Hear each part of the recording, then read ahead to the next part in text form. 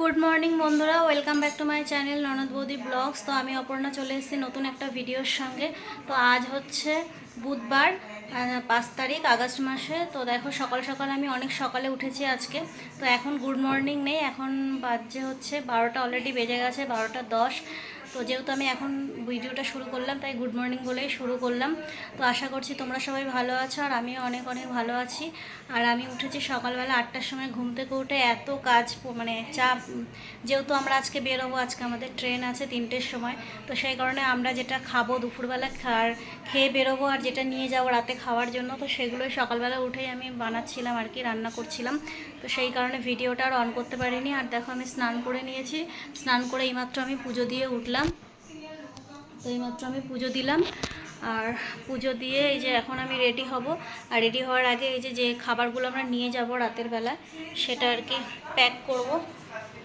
রুটিটা করা হয়ে গেছে, রুটিটা পেপারে মুড়ে প্যাক করা হয়ে গেছে, আর তরকারিটাও বাড়া হয়ে গেছে।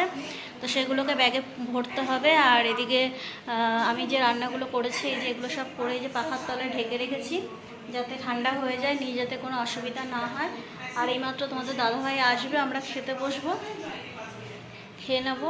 খেয়ে তাড়াতাড়ি করে রেডি হয়ে বেরোতে হবে। ওই 12:30 1টার সময় বেরোবো, যেহেতু 3টের সময় ট্রেন হাওড়া থেকে। তো সেই কারণে তাড়াতাড়ি যেতে হবে। আর এদিকে দেখো আমার বেডিংটাও কালকে রাত্রেবেলা আমি গুছিয়েছি। এই যেখানে ট্রলিটা মোটামুটি গোছানো হয়ে গেছে। আর টুকটাক যেসব ওষুধগুলো নিতে হবে সেইগুলো এখনও গোছানো হয়নি, ওটা তো যাওয়ার সময় ব্যাগে ভরে নেবো। তো মোটামুটি সব কিছুই গোছানো হয়ে গেছে, শুধু ওষুধগুলো নেওয়াই বাকি আছে। তো এখন হচ্ছে তোমাদের দাদাভাইকে ফোন করব, দাদাভাই আসলে খেতে বসবো। তারপরে ঋষি তো খাবে না এত তাড়াতাড়ি, কারণ আমরা তো এখন খাবার ঋষি খেতে খেতে 2টো 2:30। তো ঋষির খাবারটা দিয়ে দেবো, ওর দুবেলা রান্নাই করে নিয়েছি, তো ওর খাবারটা দিয়ে দেবো, আর আমরা খেয়ে বেরিয়ে যাব। তো চলো দেখা হচ্ছে আবার, সেই বেরিয়ে যদি ব্লগ করতে পারি, ভিডিও করতে পারি করবো, আর নাহলে একবারে ট্রেনে উঠে ভিডিওটা স্টার্ট করব। আর যদি এর মধ্যে পারি বেরোনোর সময়, তাহলে একবার স্টার্ট করব। তো চলো, এখন পুজো দিয়েছি, প্রসাদটা তুলবো, তুলে তারপরে ঋষিকে যে খাবারগুলো দেবো সেগুলোকে আমাকে টিফিন বক্সে প্যাক করতে হবে। তো চলো, এই তো সকাল থেকে মানে এত যুদ্ধ চলেছে, সকাল 8টা থেকে বাসি কাজ থেকে শুরু করে রান্না বান্না সব গুছানো, নিয়ে যাওয়া, খাওয়া, সব মানে একসঙ্গে করতে, তো আর একা হাতে পুরোটাই। আর সোনু স্কুলে যায়নি, একটা দিনের জন্য স্কুলে পাঠালাম না, যেহেতু আমাদের 3টের সময় ট্রেন। যদি রাতের ট্রেন হতো তাহলে স্কুলে পাঠাতাম।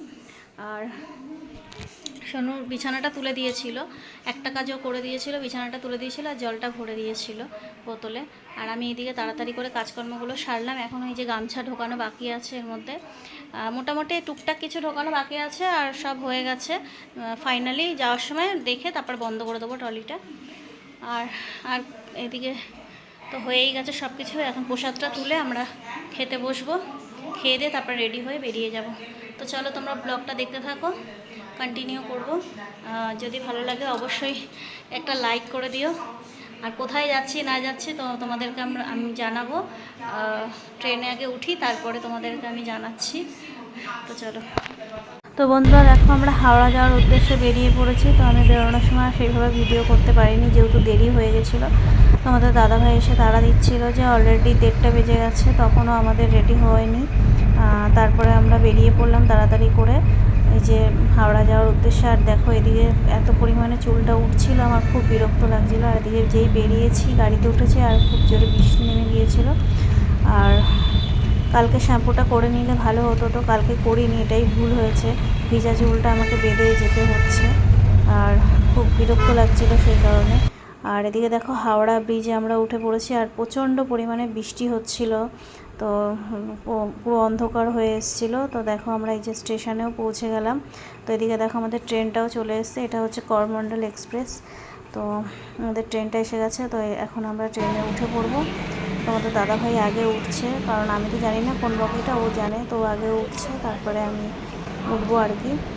তো চলো ট্রেনে উঠি, তারপরে তোমাদের আবার আপডেট দিচ্ছি। তো আমাদের ট্রেনটা এখন ছাড়লো।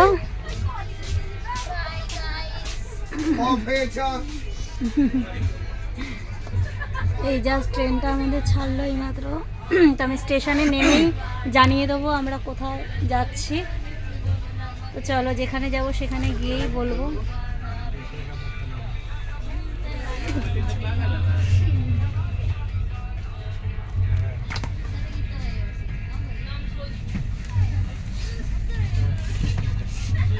Bye bye Kolkata.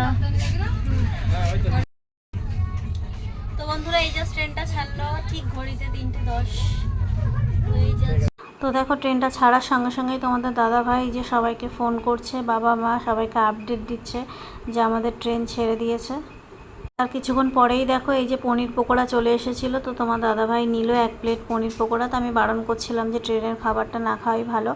তো যাই হোক, ও বললো যে পনির পকোড়াটা ও খুব পছন্দ করে, তো বললো নিই 1 প্লেট, দেখি যদি ভালো না হয় তাহলে আর নেব না।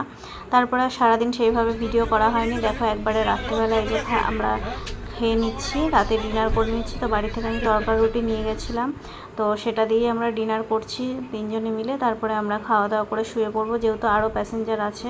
তো আমাদের যে শোয়ার বেডগুলো আছে সেগুলো আমাদের রেডি করতে হবে, তো সেই কারণে তো খাওয়া দাওয়া করে আমরা শুয়ে পড়বো, যেহেতু আমাদের 4টের সময় আবার ওখানে নামার আছে। তো এমনি তো সারা রাত ঘুম হবে না ট্রেনে সেইভাবে, কারণ ব্যাগ পাহারাও দিতে হবে। তো তোমাদের দাদাভাই বললো তুমি কিছুক্ষণ ঘুমাবে, আমি কিছুক্ষণ ঘুমাবো, দুজনে অল্টারনেট করে আর কি রাতটা কাটিয়ে দেবো। আর এদিকে দেখো আমরা চলে এসেছি, এই যে ভোর হয়ে এসছে। আর আমাদের ট্রেনটা একটু লেট ছিল, 1 ঘন্টা মতন। তো 5টা বেজে গেছে আর আমরা স্টেশনে এসে পৌঁছেছি।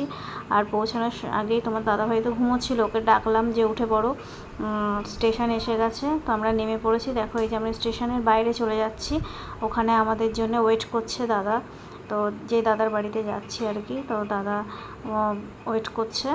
আর আমরা বারণ করেছিলাম যে আসতে হবে না, আমরা ওলা বুক করে চলে যাব, কিন্তু দাদা শুনলো না, বললো যে না আমি যাব নিতে। তো সেই কারণে যে আমরা স্টেশনের বাইরে যাচ্ছি। আর বাইরে যখন গেছিলাম, গিয়ে দেখি দাদা ওখানে দাঁড়িয়েছিল। তো তোমাদেরকে এখন বলে দিই আমরা কোথায় এসেছি। দেখো স্টেশনটার নামটা অবশ্যই তোমরা বুঝতে পারছো, এটা হচ্ছে বিশাখাপত্তনম। আমরা এসেছি ভাইজ্যাক বেড়াতে। তো দাদা হচ্ছে এই ভাইজ্যাকে আর কি চাকরি করে, তো সেই সূত্রে আমরা মানে ঘুরতে এসেছি এখানে দাদার বাড়িতে। তো এখান থেকে আমরা ওলা বুক করে বেরিয়ে পড়লাম দাদার বাড়ি যাওয়ার উদ্দেশ্যে। তো যাওয়ার সময় মানে সকালটা এত সুন্দর লাগছিল, তখন ভোর 6টা বেজেছিল। তো চারিদিকটা খুব সুন্দর লাগছিল, শান্ত। আর এদিকে দেখো আমরা চারিদিকে পাহাড় দেখতে দেখতে যাচ্ছি, তোমরা নিশ্চয়ই বুঝতে পারছো। তো আজকের ভিডিওটা এখানেই শেষ করছি, দেখা হচ্ছে পরের ভিডিওতে।